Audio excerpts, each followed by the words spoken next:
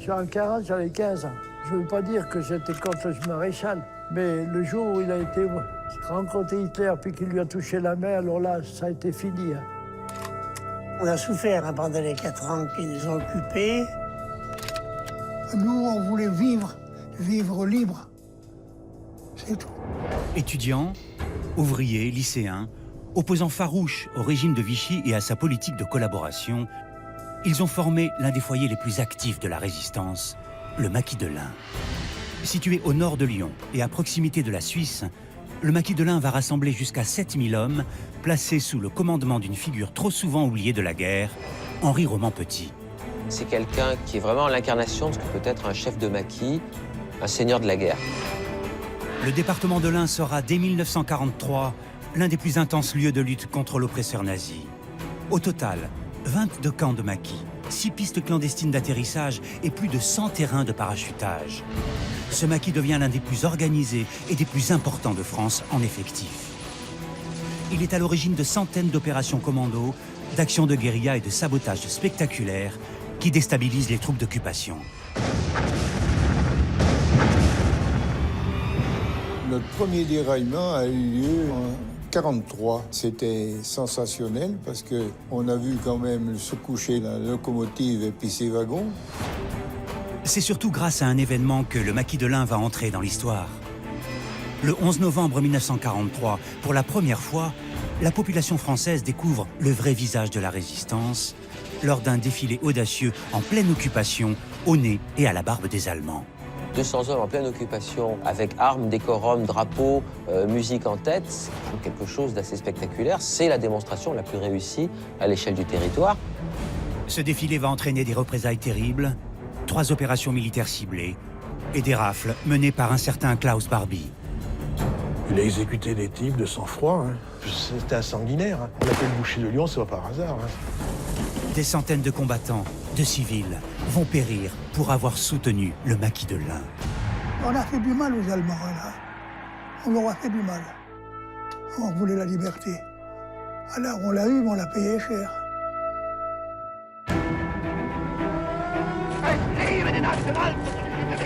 Je me suis adressé cette nuit à l'adversaire pour lui demander. J'invite tous les Français qui veulent rester libres à m'écouter et à me suivre.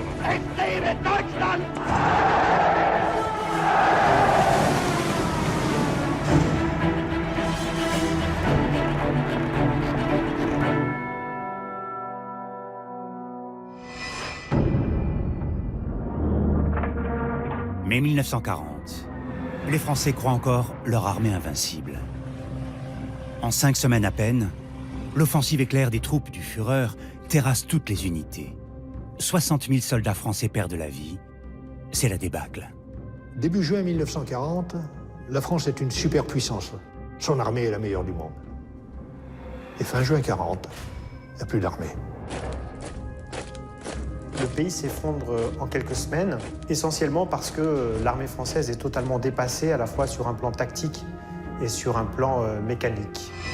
Les troupes françaises sont en déroute et 7 millions de civils, femmes, enfants, vieillards, fuient sur les routes l'inexorable avancée du Reich.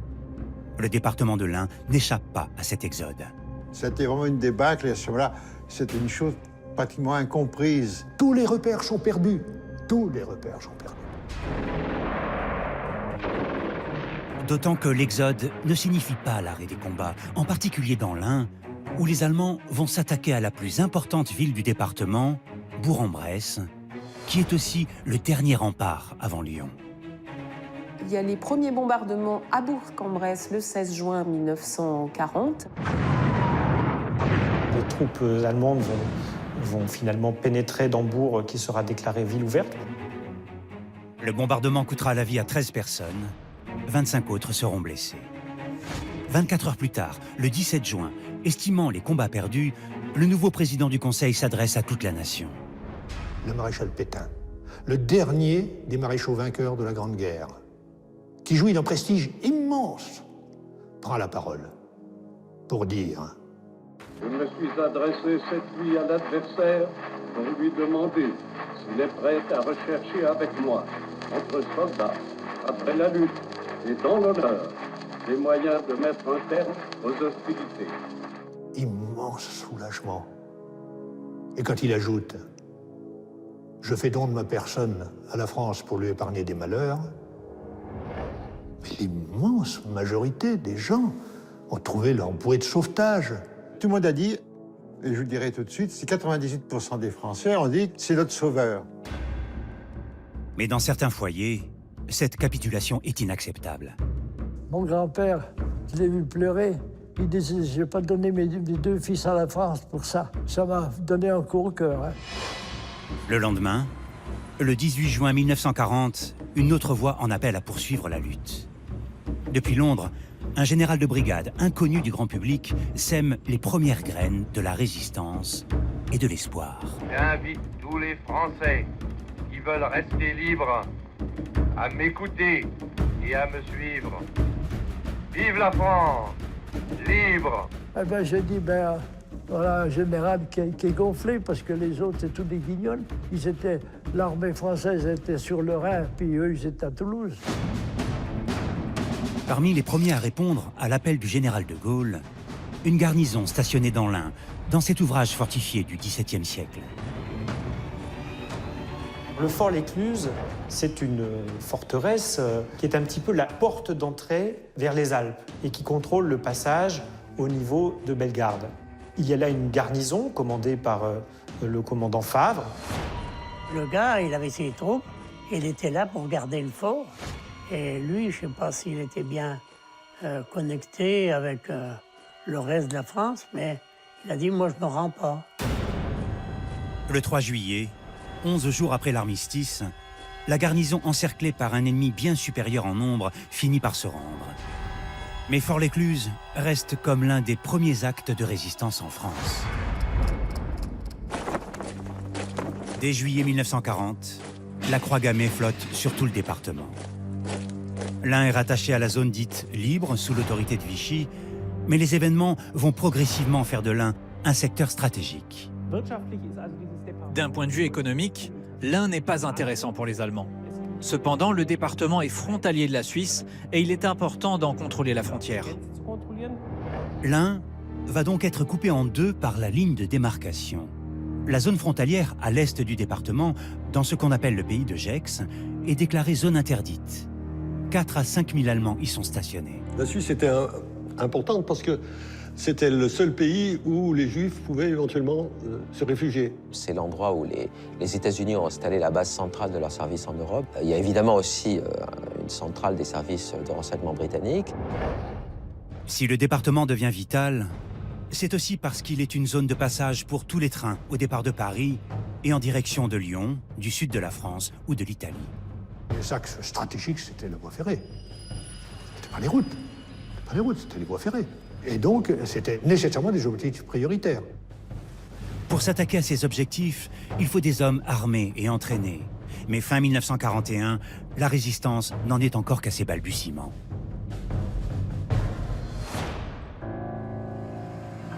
Le refus de la défaite, le patriotisme, l'opposition idéologique au nazisme vont pousser des hommes et des femmes seuls et isolés au départ à s'unir. La résistance va développer ses propres réseaux dans l'Ain. On a une représentation des 3 mouvements dans ce département, mouvement combat, mouvement libération et franc-tireur. Alors on a un personnage aussi très important dans l'Ain, qui est le général Delestraint, qui au moment de la défaite en juin 40 est mis en retraite et s'installe à Bourg-en-Bresse. Le général Delestraint, grande figure de la résistance, devient le chef de l'armée secrète.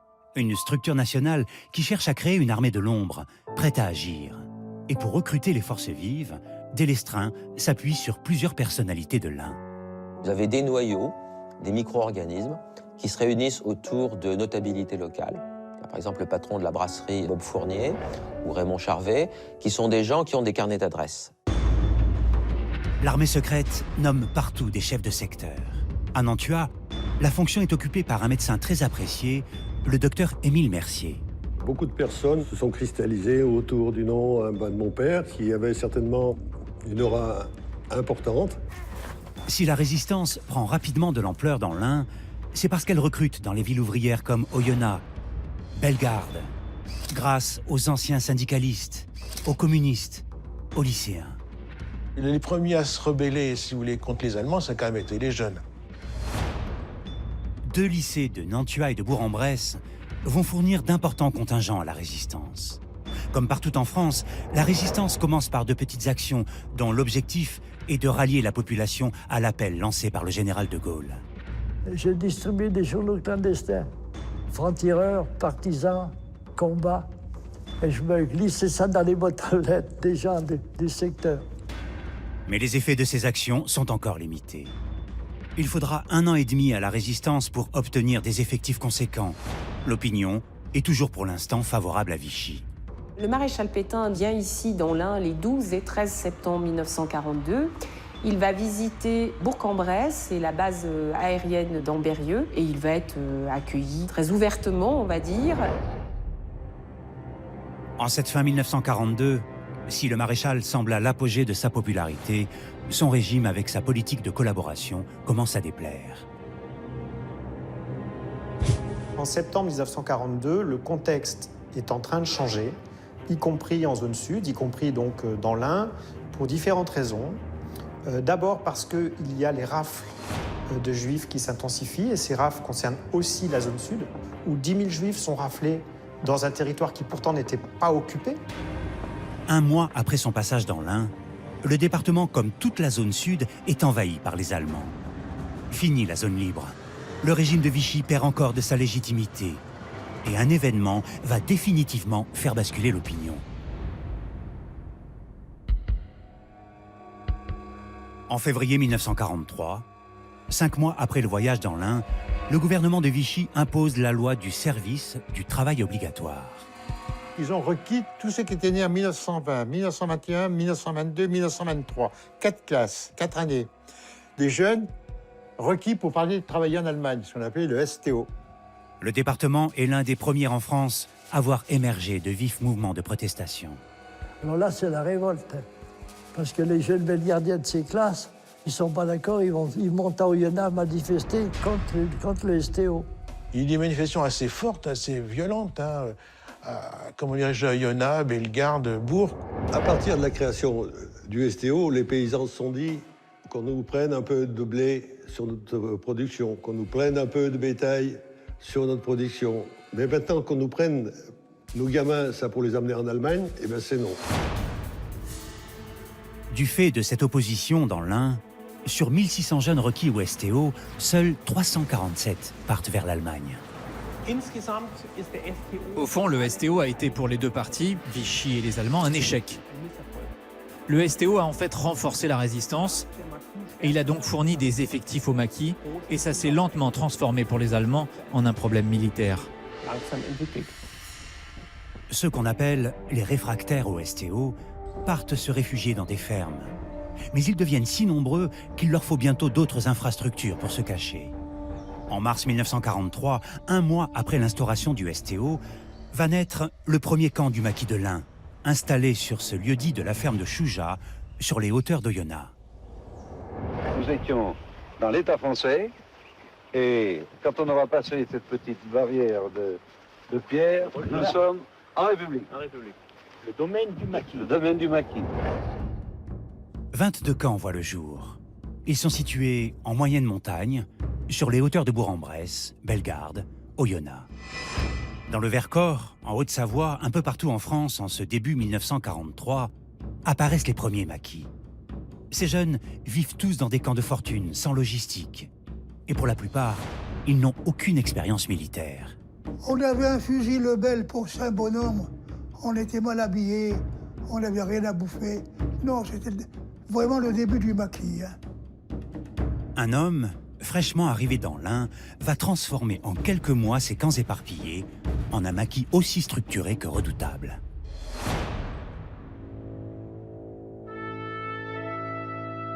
Cet homme providentiel, c'est Henri Petit, 46 ans. Nom de code dans la Résistance, Roman Petit. Au printemps 43, Henri Petit est recruté par l'armée secrète. Il vient dans l'Ain pour prospecter le département, pour repérer un petit peu ces petits groupes qui se forment. Si les chefs de la résistance misent sur lui pour commander ces jeunes réfractaires, c'est parce que son profil rassure. C'est quelqu'un qui a fait la Première Guerre mondiale, qui termine dans une école d'officiers et qui est un officier de réserve de l'armée de l'air. Il est plus âgé que la plupart des maquisards, qui sont très souvent des jeunes gens d'une vingtaine d'années. Lui, il est né à la fin du 19e siècle, il a dépassé la quarantaine. C'était un gars très simple, taille moyenne, une bonne corpulence assez bonne.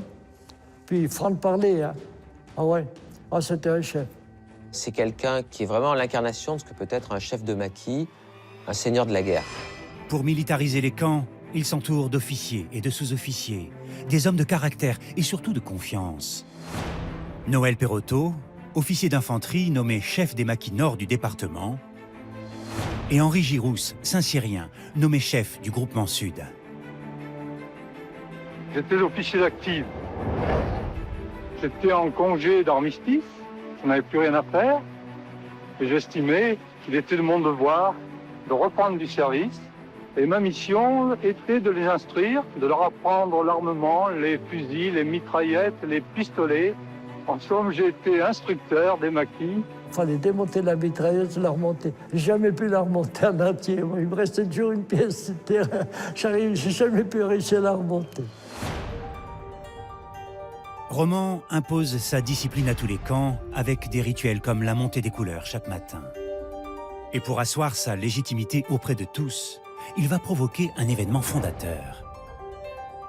Le 14 juillet 1943, il reçoit avec une soixantaine de maquisards des responsables de la résistance au niveau régional qui viennent de Lyon. Son but, c'est de vendre ces maquis à l'état-major régional.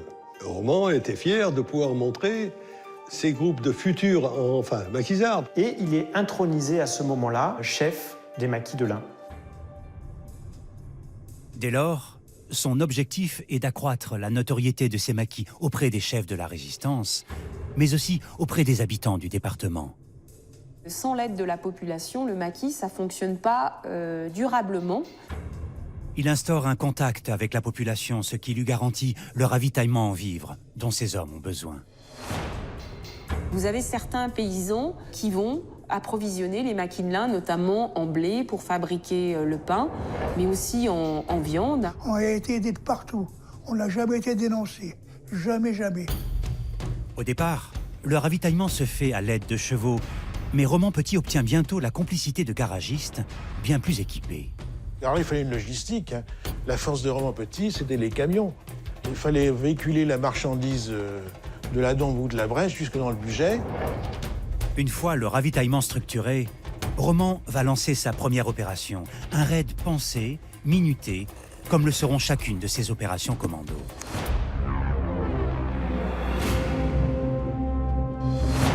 Comme tous les chefs de maquis, Roman craint les désertions, en particulier dès que le froid de l'hiver se fait sentir. Il convoque sa garde rapprochée. Son objectif, faire main basse sur des stocks de matériel situés sur les chantiers de jeunesse d'Artemare, une structure paramilitaire créée par Vichy. Le 10 septembre 1943, Roman Petit décide d'organiser un coup de main sur l'entrepôt de ces chantiers de jeunesse. Il en confie la direction à Pierre Marcot, un de ses lieutenants. Et donc, ils sont allés attaquer les chantiers d'Artemare pour récupérer des vêtements neufs, des chaussures neuves et s'équiper pour l'hiver. Une équipe est chargée avec du chloroforme d'endormir les gendarmes et les gardiens. Un groupe se charge du pillage des stocks, 11 000 kilos de matériel. En 45 minutes, les équipes se dispersent et foncent vers les camps du maquis afin de répartir le trésor de guerre. C'est ce qui permet aux maquisards d'être parmi les mieux équipés de toute la France. Cette victoire maintient aussi très haut leur morale et évitera les pertes d'effectifs du rude hiver 1944.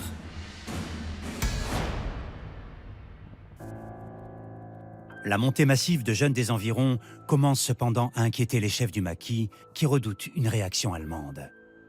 De 350 au départ, les effectifs ont gonflé à plus de 600 fin 1943.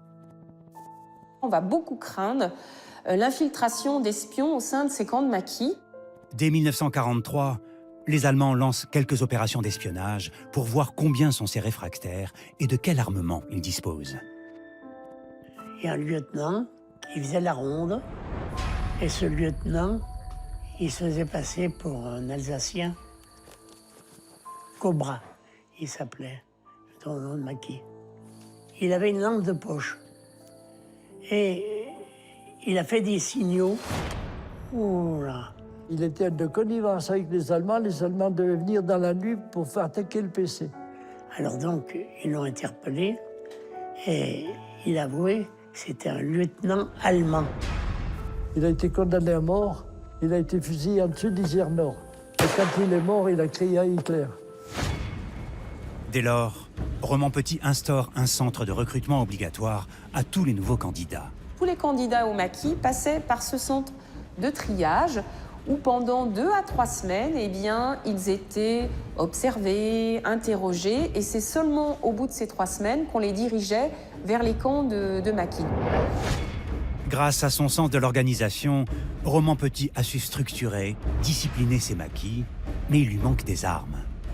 2 hommes vont l'aider à faire du maquis de l'Ain l'un des mieux armés de France. Fin septembre 1943, un petit bimoteur clandestin venu de Londres se pose sur un terrain secret de l'Ain. À son bord, 2 émissaires spéciaux. Ce sont 2 officiers alliés, Jean Rosenthal, officier du BCRA, donc les services secrets français, et Richard Heslop, officier du SOI, les services secrets britanniques. Qui vont inspecter la plupart des camps des maquis. Et d'ailleurs, il va y avoir un rapport tout à fait élogieux sur les camps des maquis de l'Ain. Ils sont surpris par le bon niveau d'encadrement des maquisards, par la discipline, et ils se disent effectivement qu'il y a véritablement quelque chose à faire. Et surtout, grâce à eux, le lien va être établi avec Londres. Leur rapport élogieux signifie, dès la toute fin 1943, le début des parachutages. Les 2 officiers ont homologué 2 ou 3 terrains propices au largage. Dans tout le département, des équipes spéciales sont dédiées aux opérations aériennes. Raymond restera fiancé au maréchal Kirk. Si on l'entendait à 8h30, c'était déjà une surprise. Et si à 10h30, c'était répété, c'était immédiat. Le parachutage avait lieu la nuit en question. Il y avait des fusils mitrailleurs, des mitraillettes, des fusils, des grenades, des revolvers. Maintenant qu'il a des armes, Roman Petit va mettre au point avec son état-major sa tactique afin de débuter la lutte armée et faire enfin le plus de tort aux Allemands.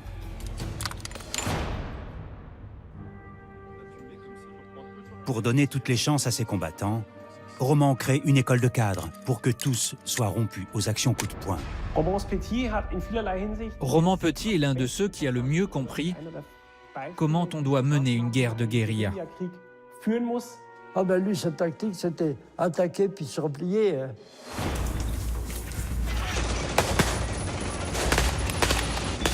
Il fait vraiment attention à ces décrochages rapides, à cette mobilité permanente. Et on était comme des moustiques, des mouches.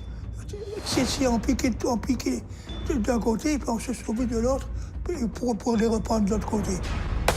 Les opérations commando vont se multiplier et faire de plus en plus de victimes. Entre 1943 et juin 1944, 44 Allemands vont être tués par les maquisards de l'Ain, qui perdront 60 des leurs.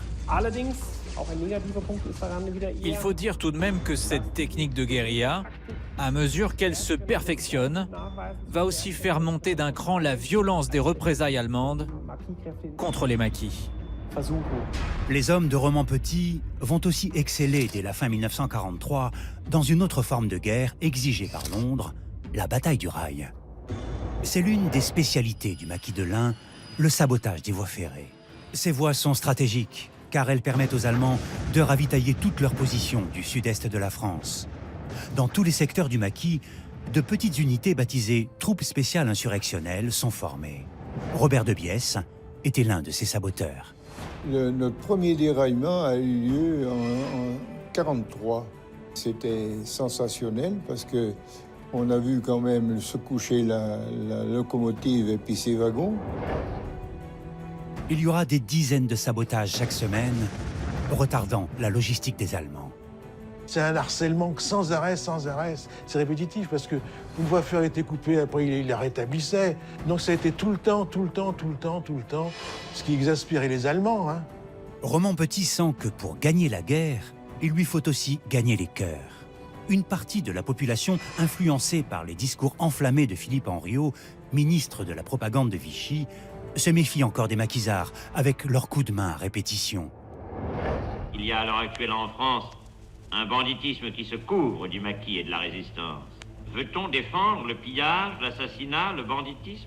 La propagande vichiste, la propagande allemande s'emploie pendant toute la durée de la guerre à faire apparaître les maquis et les maquisards comme des terroristes qui menacent les populations, qui menacent l'ordre. Roman Petit va à tout prix relever cette image des maquisards. Roman Petit, qui a été publicitaire entre les deux guerres, va mettre à profit son sens aiguisé de la communication. Il choisit une date symbolique pour organiser un événement particulièrement audacieux en pleine occupation et ainsi faire entrer son maquis dans la légende. C'est le 11 novembre, donc le jour qui commémore l'armistice de 1918, donc la défaite allemande. Et c'est une journée que Vichy ne veut pas commémorer. Et Vichy interdit toute commémoration ce jour-là. Londres a encouragé la résistance à fêter ce 11 novembre un peu partout sur le territoire. Roman Petit, eh bien, veut profiter de cet anniversaire pour justement faire en quelque sorte un coup médiatique. Donc il décide d'organiser un défilé. À l'époque, le capitaine Roman, colonel Roman Petit, nous avait entretenus, nous avons dit, bien nous allons faire mieux, nous allons faire voir nos gueules. Exactement. Voilà ce qu'il a dit pour faire voir que nous sommes des soldats français, que nous avons des bons visages. Il faut sortir de la forêt. Pour ce défilé totalement interdit, extrêmement risqué, Roman a tout planifié. On va choisir Oyonnax comme ville. Pourquoi? Parce qu'il y avait une certaine sympathie justement du commissaire de police. Et parce que c'est une ville qui comprend 6 issues. Donc en cas de problème, en cas de danger, il est relativement facile de pouvoir échapper à un encerclement. Les premiers Allemands ne sont qu'à 15 km. Dans les camps du maquis, les hommes s'entraînent depuis des jours, mais aucune information précise ne leur est délivrée. Le plus dur peut-être, c'est d'apprendre à ces jeunes maquisards qui n'ont pas fait le service militaire, pour beaucoup qui n'ont pas d'expérience militaire, c'est de leur apprendre à marcher au pas. Tout a été millimétré. À Nantua, des gendarmes complices s'assurent que la route est libre. Une équipe est chargée de se déployer pour assurer la sécurité, en particulier aux points stratégiques, mairie, poste. Un autre groupe verrouille tous les accès routiers. Quant aux 130 hommes qui se préparent à défiler, ils ont embarqué dans 7 camions. Ils se regroupent à 30 km d'Oyonnax. Donc ici que nous sommes regroupés, le convoi s'est constitué et c'est à ce moment-là que j'ai annoncé la direction Oyonnax. Personne ne le savait. Toi, tu ne savais pas? On l'ignorait complètement. Moi, je savais absolument. On savait qu'on allait défiler, mais on ne savait Nous étions 3 ou 4 dans le Nantua. Moi, je savais absolument même pas. La population a été prévenue, des affiches ont été collées, donc elle sait qu'il va se passer quelque chose. Elle ne se doute sans doute pas que le défilé aura un caractère aussi spectaculaire.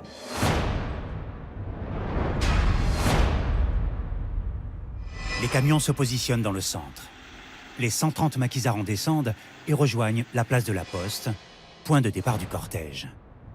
Il est midi.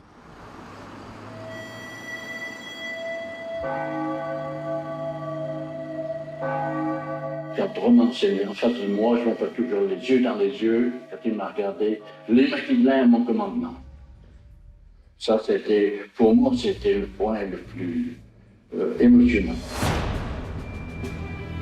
Ce sont les officiers qui sont en tête du cortège et vont aller déposer la croix de Lorraine au pied du monument aux morts. Le premier groupe défile à peu près correctement. Plus on va derrière, moins ça défile bien. Derrière le chef, 2 clairons, un tambour et 3 sections d'infanterie avec les tenues rutilantes volées 2 mois plus tôt au chantier de jeunesse d'Artemare. On va utiliser quelques petits subterfuges. On n'armera que les colonnes latérales pour faire croire à la population que tout le monde est armé. les habitants se sont très vite massés sur les côtés. On voit très bien qu'il y a deux temps dans ce défilé. Le premier temps, c'est la surprise de la population d'Oyonnax. Qui sont ces gens qui défilent? Est-ce que ce sont des jeunes des chantiers de jeunesse, des miliciens, des hommes du maquis? 200 hommes en pleine occupation, avec armes, décorum, drapeaux, musique en tête, c'est quand même quelque chose d'assez spectaculaire. L'effet de surprise, petit à petit, disparaît, notamment parce qu'Henri Girousse harangue la foule en lui disant « mais nous sommes les maquis, mais applaudissez-nous, etc. » Quand on regarde mieux certains visages, il y a aussi la peur quand même. C'est que, voilà, est-ce que ça n'attire pas la foudre? La troupe se dirige ensuite vers le monument aux morts. La garde au drapeau en tête. Le colonel Roman a crié « garde à vous ». Et puis la gerbe a été déposée. Cette gerbe, c'était une immense croix de Lorraine. Évidemment, dans la foule, l'émotion a été considérable à ce moment-là. Et le colonel a commandé repos et s'est dirigé pour la dislocation parce qu'il ne fallait pas quand même que ça dure trop longtemps. Parce qu'on craignait tout de même une incursion. Pour marquer les esprits, Roman a fait inscrire sur la gerbe une phrase forte. Les vainqueurs de demain à ceux de 14-18. C'est évidemment montrer que la guerre que l'on mène dans la résistance, c'est la suite de celle de 14-18, et comme celle de 14-18, elle sera victorieuse. Et qui est-ce qui l'amène? Des soldats, de vrais soldats. Mais le coup de maître de Roman Petit a surtout été de donner à cet événement une ampleur mondiale. On tourne des images, c'est extrêmement dangereux, mais on fait tourner un film du défilé du 11 novembre 1943 à Oyonnax. Il est très probablement destiné à être envoyé à Londres pour convaincre les Britanniques et les Américains d'envoyer plus de matériel à la résistance en leur montrant que la résistance et les maquis, en particulier ici les maquis de l'Ain, sont véritablement une armée. En attendant de toucher Londres, Roman veut prévenir toute la population française de cet incroyable défilé fait au nez et à la barbe des Allemands. Il va réussir à déjouer la censure et à être relayé dans un grand quotidien. Le Nouvelliste, c'est un grand quotidien conservateur lyonnais. Donc l'idée de génie de la résistance régionale, c'est de faire un faux numéro du Nouvelliste qui sera donc distribué à 25 000 exemplaires. C'est quand même aussi un tour de force en termes d'impression. Et ce numéro du Nouvelliste va diffuser, au moins à l'échelle de la région, à Lyon en particulier, les photos et les images de ce fameux défilé du 11 novembre 1943. À partir de là, l'événement commence à être connu sur le plan national. Et puis surtout, c'est Maurice Schumann, sur les ondes de la BBC, qui là va lui donner une portée encore plus grande au début du mois de février 1944. Cet événement est vraiment un événement fondateur. L'Ain, symbole de la résistance qui sort progressivement de l'ombre, devient un contre-pouvoir à Vichy et un adversaire militaire de l'armée allemande. Mais pour l'état-major allemand, c'en est trop. Un mois après le défilé, le 14 décembre 1943, débute la première grande représaille dans l'Ain. L'objectif, Nantua, à 20 km d'Oyonnax.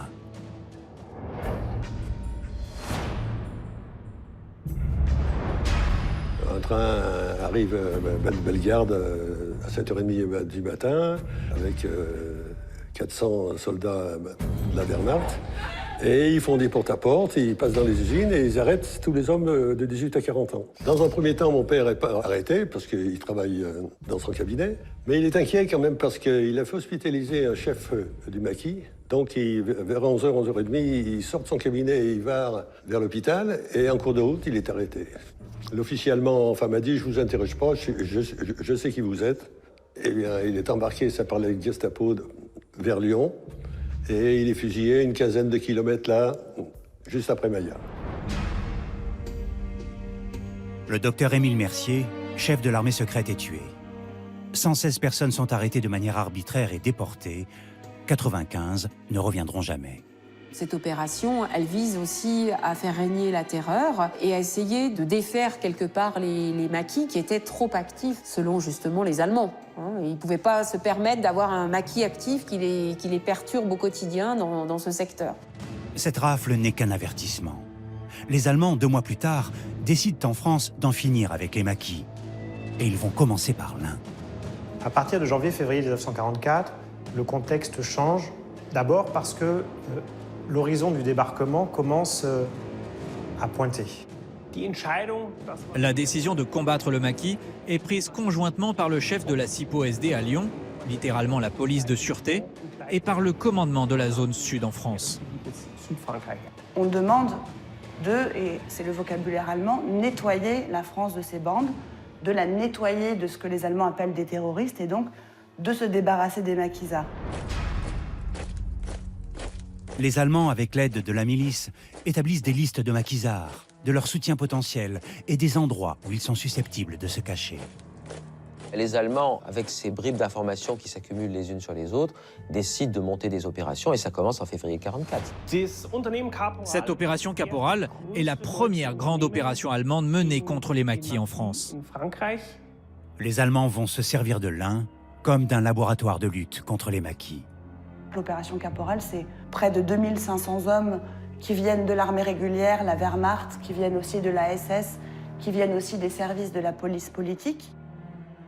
L'essentiel des troupes provient de la 157e division de réserve alpine, commandée par le général Karl Pflaum, la même unité qui sévira au Glières puis au Vercors. Les unités militaires sont chargées d'encercler deux zones qui sont définies. La zone d'Ambérieu et la zone de Bellegarde. Alors la tactique allemande est toujours la même, c'est-à-dire on met un cordon sanitaire pour encercler la zone de maquis, pour que personne n'entre et surtout personne ne sort. À l'intérieur des zones, les Allemands décrètent des mesures d'urgence. Le téléphone est coupé, il y a une zone interdite pour la population, et à l'intérieur de ces cercles opèrent ce qu'on appelle en allemand des commandos de chasse.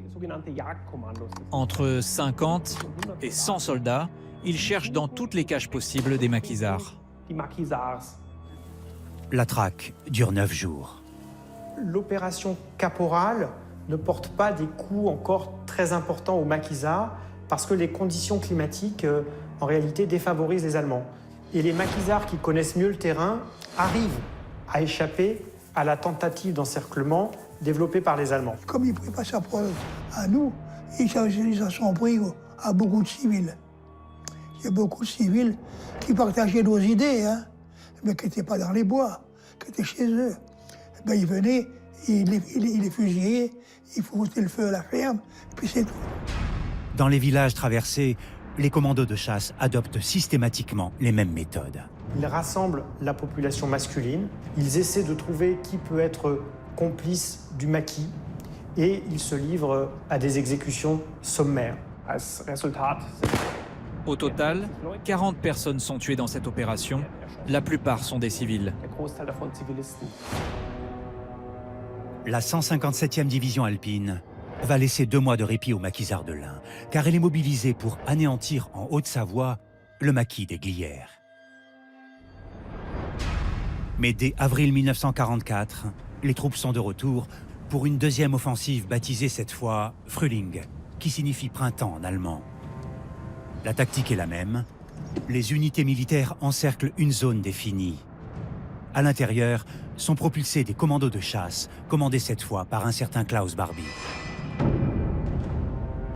Barbie est le responsable du bureau 4 du CIPO-SD, c'est-à-dire ce que les Français appellent Gestapo. Il est responsable de la lutte contre la résistance française et aussi de la traque des Juifs. D'ailleurs, sur le terrain, lors de ces opérations, il se livre à des rafles et à des arrestations. L'une des rafles qui lui est attribuée a lieu le 6 avril 1944, dans la colonie de vacances d'Isieux, au sud du département. 44 enfants juifs et 7 encadrants sont déportés vers Auschwitz. Pendant toute la durée de l'opération Frühling, Klaus Barbie va sillonner le département de l'Ain. Il a exécuté des types de sang-froid, hein, dans la nuque, et puis ça les faisait rire. Parce que les gens qui l'ont vu, c'était son regard, quoi. Parce qu'il avait un regard particulier, froid, enfin cynique, enfin, on le voit bien sur les photos, vous voyez, qui déstabilise. On dirait qu'il cherche la mort chez les gens. C'est un type, c'était un sanguinaire, hein, on l'appelle le boucher de Lyon, c'est pas par hasard. L'opération Frühling dure au total 11 jours. L'opération Frühling va être bien plus sanglante que l'opération Caporal quelques mois plus tôt. Il y aura cette fois 120 Français qui vont périr et 600 personnes seront arrêtées et déportées vers des camps de travail en Allemagne. Le maquis a dû se replier, démonter certains camps. Les hommes de Romans n'ont rien pu tenter face aux effectifs et à la puissance allemande, mais ils ont échappé à la traque. Leur guérilla ne va pas tarder à reprendre dès l'annonce de l'événement tant attendu. Ben, je le prends à 6 h du matin. J'ai un copain qui prend la radio le matin. Il vient me trouver et puis il me dit « Ça y est, ils ont débarqué ». Je dis « Comment ils ont débarqué ?»« Oui, cette nuit. » Oh là, c'était la joie, on s'est embrassé, on dit « Ça y est, ça va commencer ». Dans tous les départements, le débarquement en Normandie signifie pour la résistance l'application des directives envoyées par Londres. Au moment du débarquement, il y a eu 3 plans concomitants. Donc le plan vert, sabotage des routes et des voies ferrées. Le plan bleu, sabotage du réseau électrique et des communications. Et le plan bibendum, qui consistait à couper des arbres pour bloquer les routes. C'était un ordre dès le débarquement du 6 juin 1944. Il fallait barrer toutes les routes pour que les Allemands n'affluent pas sur le front de Normandie. Ah ben, c'était pas rien de scier des platanes. Moi, j'avais scié, on était à plusieurs à scier sur le passe-partout. Bah, dis donc, en une journée, on n'a même pas scié un entier, quoi. Le maquis de l'Ain va une fois de plus s'illustrer. Dans la nuit du 6 au 7 juin, l'un des plus imposants sabotages de toute la guerre va être opéré par les hommes de Romans-Petit.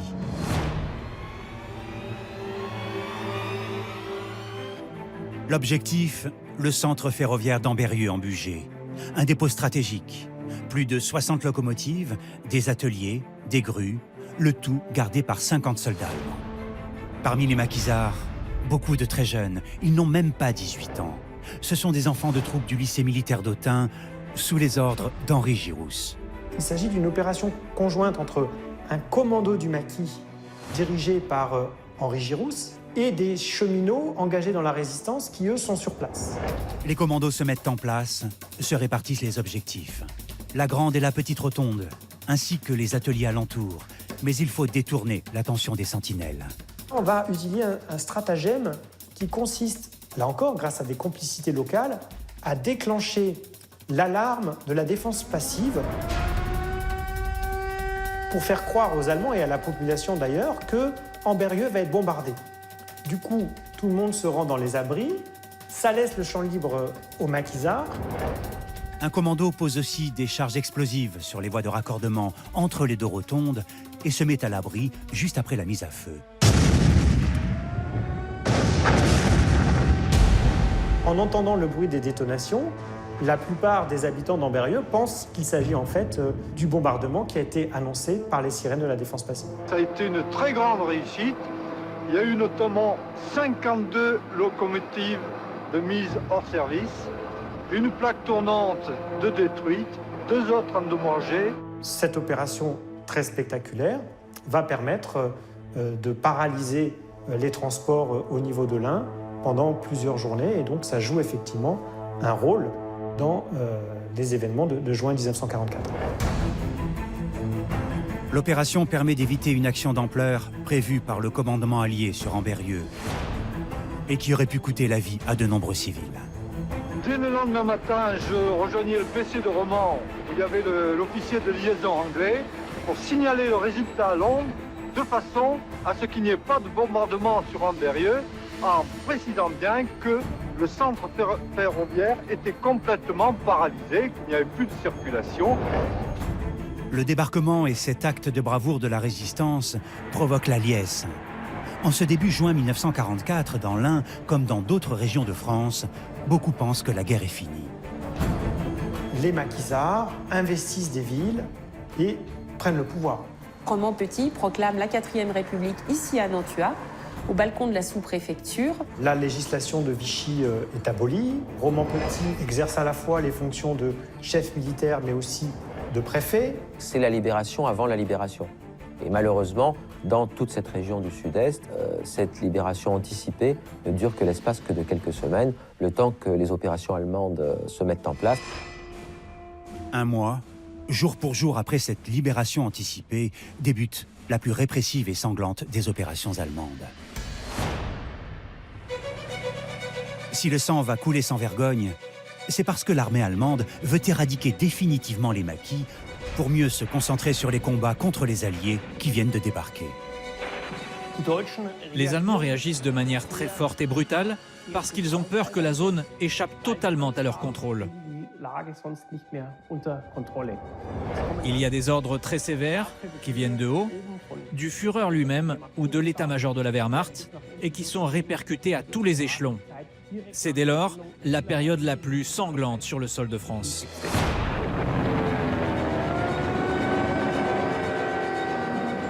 Les Allemands vont lancer cette fois leur aviation contre ce qu'ils appellent deux centres terroristes de l'Ain. À partir du 10 juillet, les Allemands passent à l'attaque. Oyonnax, Nantua sont bombardés, sont les deux cibles principales. Les troupes allemandes, depuis le débarquement, se sont radicalisées et font appel à des unités spéciales habituées à la brutalité. Pour l'opération Treppenfeld, il y a une nouveauté. Les Allemands impliquent des bataillons appelés troupes de l'Est, des Cosaques. Ils ont une culture slave qui n'est pas du tout la culture européenne, donc ils vont pratiquer ces techniques de la terre brûlée. Les Cosaques appliquent les méthodes qu'ils expérimentent depuis 1942 sur le front de l'Est. L'une des méthodes des Cosaques est qu'ils mettent le feu. Ils se livrent aussi à des pillages. Il y a aussi une pratique qui est de plus en plus courante au fur et à mesure qu'on avance dans 1944, qui est celle des viols de guerre. Les Allemands s'en prennent aux femmes des villages et des communes qu'ils traversent. Ce déferlement de violence va cibler dès le 12 juillet 1944 un village précis, Dortan, juste à côté d'Oyonnax. Dortan, c'est la version dans l'Ain de ce que vous avez à Vassieux, ou de ce que vous avez à Oradour, ou de ce que vous avez dans d'autres localités françaises. C'est-à-dire c'est destruction, exécution massive, sans aucune retenue. Dortan brûle parce que c'est identifié comme un centre de la résistance. Les habitants qui n'ont pas fui sont rassemblés, menacés d'exécution. Des figures du village sont fusillées, comme le curé. Ils s'en prennent souvent aux élus, dans les campagnes de répression, aux maires principalement, et aux curés, parce que ce sont des personnes tutélaires de la communauté rurale. À Dortan, le dernier épisode de l'horreur se déroule dans ce château. 14 hommes soupçonnés d'appartenir à la résistance mourront sous la torture. La violence combinée des bombardements puis des troupes au sol ont pris de court les résistants. 6000 hommes sont lancés à leur poursuite.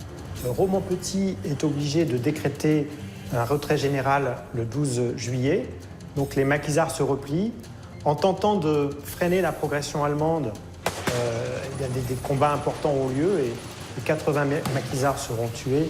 Roman nous a dit, allez hop, on rentre dans les bois. On est rentré dans les bois. On est resté 8 jours encerclés dans les bois. Oh ben, on était dans la forêt, en dessus de Blédou et Chalon. La moitié du village de Blédou brûlait. On entendait les vaches qui bramaient dans les étables. C'est sûr, ça brûlait. Hein. Roman a réussi à échapper à la traque, beaucoup de ses hommes aussi. Mais la population, dans les ruines encore fumantes des villages martyrs de l'Ain, va ressentir une certaine rancœur à l'égard du maquis. C'est l'impression d'avoir été abandonné, c'est l'impression que les maquisards ont promis et commencé la libération, puis se sont dispersés face à la répression, en laissant la population civile assumer seule les conséquences de leur résistance. Le 19 juillet, l'opération Treppenfeld, troisième et dernière action contre le maquis, prend fin, non sans avoir ensanglanté tout le département. Il y aura 350 Français tués pendant cette opération. Une moitié est constituée de maquisards, l'autre moitié de civils. Mais cette fois, les pertes sont aussi plus lourdes côté allemand. Ils ont 32 morts et 90 blessés. À partir du 15 août et du nouveau débarquement allié, cette fois en Provence, l'armée allemande se replie. Roman Petit et ses désormais 7000 hommes en profitent pour reprendre la lutte, attaquant sans relâche les troupes allemandes les contraignant à accélérer leur retraite. Le département de l'Ain est l'un des seuls en France à s'être libéré par lui-même. Il y a la libération de villages faite par les résistants directement. C'est-à-dire qu'on n'attend pas que les Alliés arrivent. Après le débarquement de Provence, ils n'arrivent pas tout de suite ici dans le département de l'Ain. Oyonnax, Bellegarde, partout les mêmes scènes de liesse. Elle était acclamée, oh là là. Alors, ils nous donnaient du chocolat, des cigarettes, de l'argent. L'argent, on n'en voulait pas, on le prenait quand même. Alors, la joie qu'il y a eu dans Oyonnax, quand on est rentré dans Oyonnax, alors vraiment, les filles qui venaient nous embrasser, ça se terminait souvent autrement.